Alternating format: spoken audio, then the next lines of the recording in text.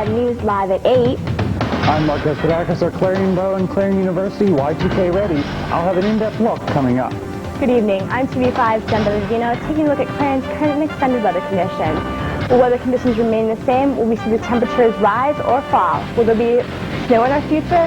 I'll have your complete weather watch forecast coming up. And academic standards could be dropping in a school district near you. The story later. I'm Jeff Say from the Clarion Call, and coming up next, tomorrow's headlines today. And a Nebraska man is saved by a hair. Find out how, coming up as TV5 News at 8. Brings coverage closer to home.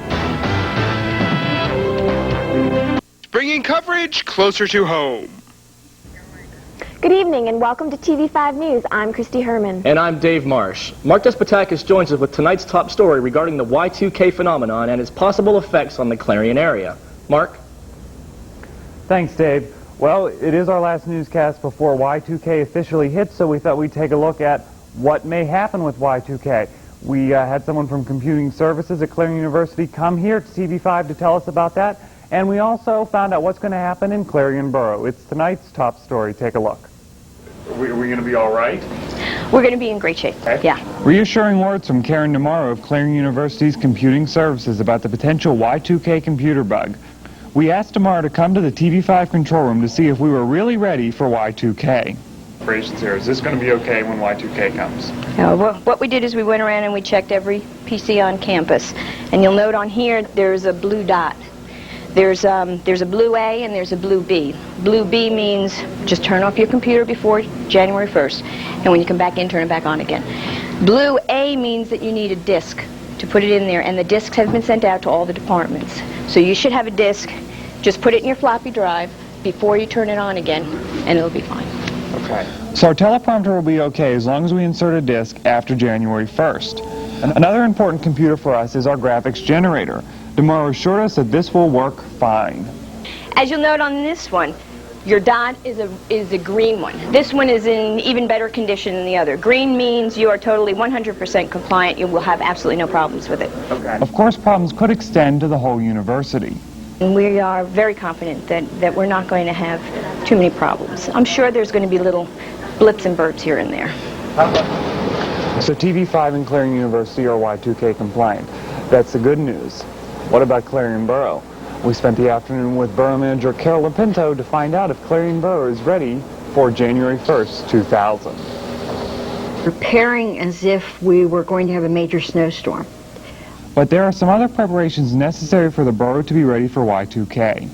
And we ultimately had to upgrade some computers, and we had to buy new accounting software. And just until recently, we were working to get our police software up to speed. So we're okay there. Another major concern for the borough were the traffic signals. And we believe our signals will be okay, but in order to err on the side of safety, on the 30th or the 31st at every traffic signal, we will put up a four-way stop, just in case they will malfunction.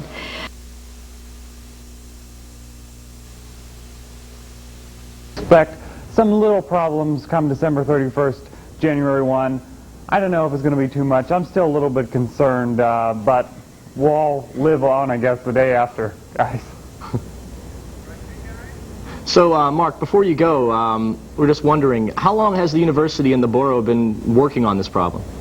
Well, the university has had this action team put together for about 4 years. They've been working with other schools on this. And the borough, they told me that they've been working on some logistical things actually in the borough for the past year, but there's always been, obviously been planning on this for years before that. Cool. Thanks, Mark. Those anticipating a decision by Clarion Borough Council concerning a use variance request for the development of an apartment complex just outside the Clarion University campus will have to wait a bit longer. Council members listened Tuesday night as both sides aired their perspectives on the controversial proposal. Many residents in the Greenville Avenue and Hydrick Street area are opposed to the plan. At the conclusion of the public hearing, Borough Solicitor Terry Pope advised council to delay a vote and instead ask attorneys from each group to submit briefs that further argue their positions. Attorneys will be given 20 days to submit the briefs. Pope will then review the information and offer his legal opinion to council. A Shippenville man was killed Monday as the result of a single vehicle accident along Interstate 76 in Fannett Township, Franklin County. State police said Donald L. Young of Shippenville was thrown from his westbound tractor-trailer following the crash at 6:50 p.m. Monday and pronounced dead shortly after 9 p.m. at York Hospital. According to police, the truck, which was carrying plastic milk jugs, apparently drifted off the right side of the road and hit the guardrail, rupturing the fuel tank. The vehicle then caught fire and traveled to the left lane of the roadway, hitting a concrete barrier and crashing through 4 other barriers. Police said the truck became airborne, traveled into the Meridian, and landed on its left side. A young woman testified Tuesday she assumed that the man who came into her sorority house bedroom in the early hours of October 1st was her friend who had fallen asleep on the couch. The man allegedly got into her bed and started kissing her. When she turned on the lights and realized it wasn't her friend, she screamed and fled the scene. Police have identified the man as 19-year-old Jason Bonner of Sligo. Bonner was ordered held for trial Tuesday on charges of indecent assault, burglary, criminal trespassing, and public drunkenness. Clarion police officer William Peck testified he was working on the borough October 1st when he spotted a man running through town without a shirt or shoes. The officer eventually cornered and took Bonner into custody. Later, according to police, Bonner admitted he had gone into the sorority house. A Franklin man accused of brandishing a loaded handgun in a hospital or emergency room last year is headed to trial after a negotiation plea argument broke out in Tuesday in Venango County Court. Gary L. Barnes was scheduled to plead guilty to a weapons violation and recklessly endangering another in exchange for a dismissal of several lesser charges. But the deal was called off when Barnes testified he did not remember threatening anyone but himself with the gun. Barnes, who is being treated for depression and a bipolar disorder, said he had been off his medication and was suicidal the night of the incident. Witnesses' report for the prosecution alleged that Barnes, intoxicated and agitated, threatened to harm himself or others if he was not treated. The second of 2 men accused of causing more than $10,000 damage in a Memorial Day burglary at Hedges Aluminum confessed to the break-in Tuesday in Venango County Court. Eric Hutchison of Oil City said he and co-defendant Sean Balsita, also of Oil City, dropped into the Corn Planter Township plant through a skylight and ransacked the inside. The admission came as Hutchison pleaded guilty to a charge of burglary in a plea agreement that dropped charges of criminal mischief and criminal conspiracy. Balsita pleaded guilty in a similar agreement at an earlier date. Both were former employees at the plant, and Hutchison said they were seeking to retaliate against the company. Cranberry School Board members will decide who their next president will be Thursday. Richard Drellick and Dorothy Mitchell were nominated for the position at a reorganization meeting Monday night, but the 8 members' presidents twice voted to a 4-4 tie. Board Secretary Henry Carg said the panel recessed until Thursday when its 9th member, Howard O'Neill, is expected to be present. Since the remainder of Monday's meeting was to be directed by the new president, no more of the agenda was handled. The board will complete the agenda Thursday. The mild weather and lack of snow haven't been the greatest for area hunters, but the conditions haven't really hurt things either. The Pennsylvania Game Commission won't know for another 6 months how extensive this season's deer harvest has been, but officials say the numbers are about average with previous years. Hunters are required to mail report cards for each deer killed in Harrisburg within 10 days. According to Rich Kramer, a wildlife education supervisor with the Commission Northwest Region in Franklin, since the cards are hand-counted, the procedure can take a little time. This year's statewide deer population was expected to exceed 1.4 million, with about 246,000 of those being bucks. The Commission's statistics estimate that the harvest could reach 220,000. Miriam Walters knows something about culture shock. Born in Tunisia, an African country on the Mediterranean Sea, Walters has lived in Oil City for the last 8 years. Her expectations were high when she first ventured from her homeland. She said that the United States has a very good reputation in Tunisia. She has noticed that the people they are that different from those in her native country. Walters notes, however, that Tunisians, unlike most Americans, are multilingual. Tunisians have 2 native languages, Arabic and French. Along with her 2 native tongues and English, Walters also speaks Italian. Walters said that she lived in Bizet, a town 100 miles from Sicily. She added that it's easy to learn other languages there because they were all close to each other. After 2 votes and an executive session discussion November 22nd, Clarion County Career Center's Joint Operation Committee hired longtime center employee Mary Judd Trice as the new business manager. Trice was hired to replace Susan Hindman, who left before the start of the school year to fill a position left vacant by the death of Clarion Limestone business manager Rod Fink. Trice's appointment did not come without conflict. The first vote yielded a 6-3 vote in favor of hiring Trice, but failed because the personnel issue required a majority vote of the total board of 7 votes. Board members called an executive session after the vote to discuss the matter. A second vote after the meeting reconvened, produced the necessary vote to win the majority of the total board, thus approving Trice's employment as business manager. Hunters are being enlisted in a campaign against illegal dumps in Pennsylvania being waged by the State Department of Conservation and Natural Resources. The DCNR has set up a toll-free hotline at 877-772-3673 where hunters can report dumps on state forest and state park lands. A private non-profit group called Pennsylvania Greenways will develop a statewide program that will access the problem of dumping on park forest lands, development cleanup procedures, and involve local communities and develop local and statewide education campaigns. Clean Waste Project Manager Helen Ostmiller said, "We know that some hunters are enraged because when they see this intentional trashing of our public lands, and we know that we can count on them for their support of this program." Super 8's 9th annual Rooms at the Inn holiday program, including the area Super 8, will offer free accommodations on Christmas Eve and Christmas Day to out-of-town friends of relatives of patients in local facilities. According to Super 8 President and Chief Executive Officer Robert Weller, Super 8's Rooms at the Inn program is designed to bring families and friends together during the holidays. By removing the cost of the motel room, Weller added that Super 8's access across the country will hopefully make holiday gatherings a little bit easier for those in need. Rooms at the Inn was inspired by a similar program started in 1987 by Super 8 franchisees Linda Arnold and Gary Thraldson of Fargo, North Dakota. Coming up after the break, a mistrial has been announced in the case of a man accused of stealing, and a negligence dispute has been settled. Plus, Amazon.com has landed itself in hot water, and could student-athletes not have to strive for the same academic standards any longer? All this and more as TV5 News brings coverage closer to home. Young children cannot stand on their own. Uniting parents and children is an important part of the life of a community.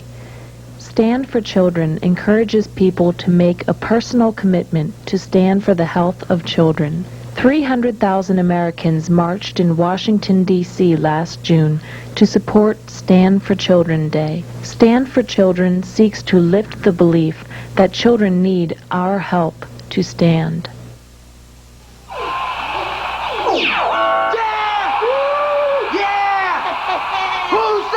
It's my birthday. I'm the man. It's my birthday. Exercised lately? Go for a mouthful. Go for the fun. Come on, go for cake. Cakes for everyone. Just one stack is what it takes. And it's gopher cakes. Open wide. Stuff your face. There's always room for more gopher cakes. Empty the box. Then reload. Eat those gopher cakes till you explode. Exercised lately? Till you explode.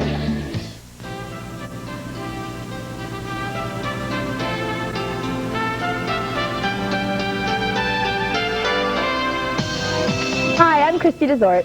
And I'm Brian Cook from TV5 News. On behalf of the Tuesday Night News team, season's greetings and a Happy New Year.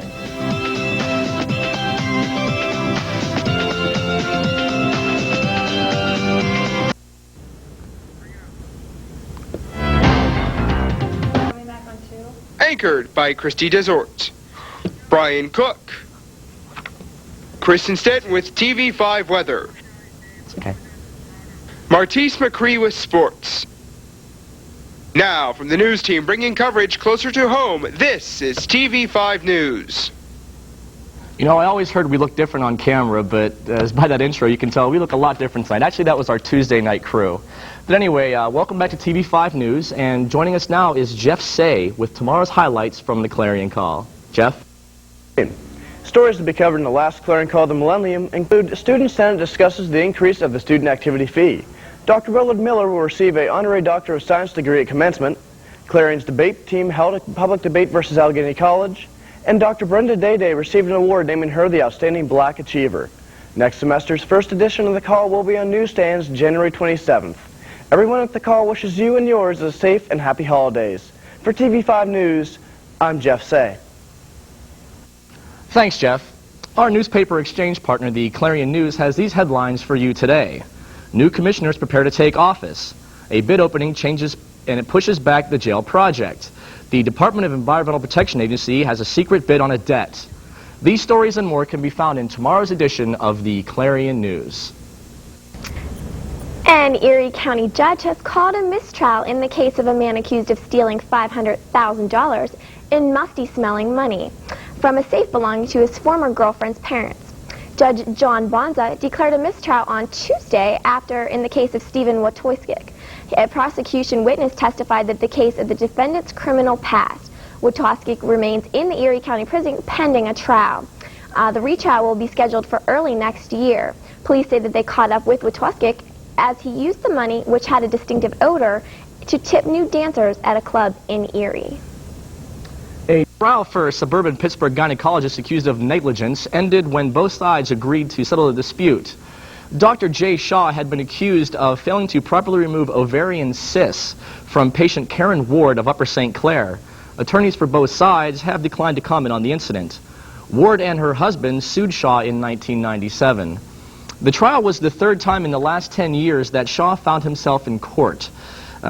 Practicing is Yohinder Shaw, and he was acquitted in 1990 of criminal charges that he raped 2 patients and sexually assaulted a third. A federal judge has appointed 5 people as interim directors for Connellsville Area School District after earlier results from the May primary election. District Judge Donald Lee also canceled the general election as part of a remedial plan to correct a population disparity in the district's 3 voting region. Lee says an upcoming election will now be held at an at-large basis, and the new appointees will serve their duties until June 1st. A book publisher has filed a lawsuit in Pittsburgh accusing the world's largest internet retailer, Amazon.com, of lying to online customers. They say the company tells customers the books are temporarily unavailable, when in fact the London-based Toby Press says the internet company does not have a license to sell its books. Those books are only available through the Toby Press catalog or on their own personal website. Toby Press wants Amazon.com to have to say its books are available from the publisher and include its link to the website. 2 children were injured in a row house fire early Monday morning. The children still remain in critical condition at Children's Hospital. 11-year-old Michael and 10-year-old Brandy Hall were in cardiac arrest when they were taken to Children's Hospital after their home in Pittsburgh's Lawrenceville went up in flames. The children's mother, Marion Hall, and older sister, 14-year-old Tara Hall, jumped from the house's 2nd floor. The 2 remain in fair condition at Mercy Hospital. Firefighters rescued both Michael and Brandy, as well as Brandy's twin brother, Randy, and their 3-year-old sister, Jocelyn. Randy was pronounced dead an hour after the rescue, and Jocelyn died later Monday evening. Investigators believe a fire in Beaver County that killed a homeowner and the man who tried to save him was accidental. Rochester Fire Chief Michael Hoeing says the officials can't say for sure what caused the blaze that killed 81-year-old Edward Bender. James Haresco, a next-door neighbor, tried to save Bender but died from the injuries he sustained. Hoeing says Bender's Rochester home had too many extension cords, plus it lacked a smoke alarm. School systems are considering relaxing academic standards for student athletes. The district now requires student athletes to maintain at least a 2.0 grade point average and earn at least a C in 5 subjects to be eligible to participate in sports. The Pittsburgh School Board is considering a proposal to allow physical education to be one of those 5 subjects. The board will likely vote on the proposed policy on December 22nd. Straight ahead on TV5 News, Russian lawmakers will meet to start the process of an agreement between themselves and the United States. Are firefighters still buried in the debris of a burned-down warehouse? Find out. Plus, Jen DeVito will have the latest details on your local Clarion area forecast. And join us for the most recent health information with tonight's installment of the Health Beat. All this and more as TV5 News brings coverage closer to home.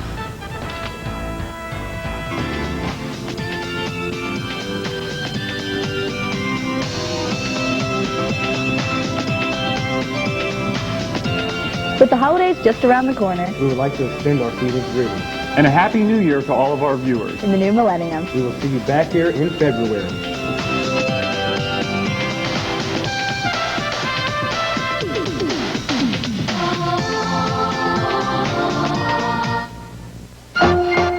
Introducing new frequent phone hours. Use the phone just 8 hours a week and get this free phone cradle. Use it 12 hours and get a speakerphone. Use it 15 hours and get this cool headset. Or stay on the phone 20 hours a week And get a pasty complexion. flabby body, and a great new nickname at school. Exercised lately?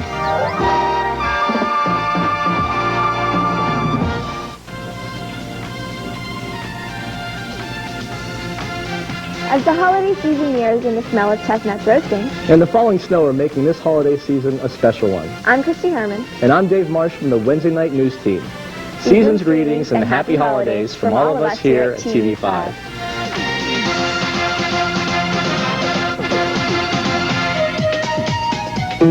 It's not just about making plans. It's about making a difference and taking an interest, not just earning it. At Edward Jones, it's about more than investing.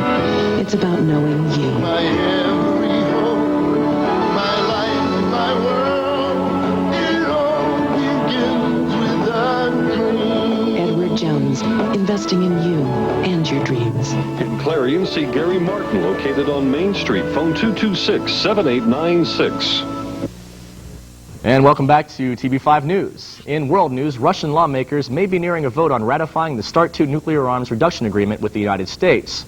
State Duma leaders will meet on Monday to decide whether to put the treaty to a vote. The agreement plans to cut U.S. and Russian nuclear arsenals in half.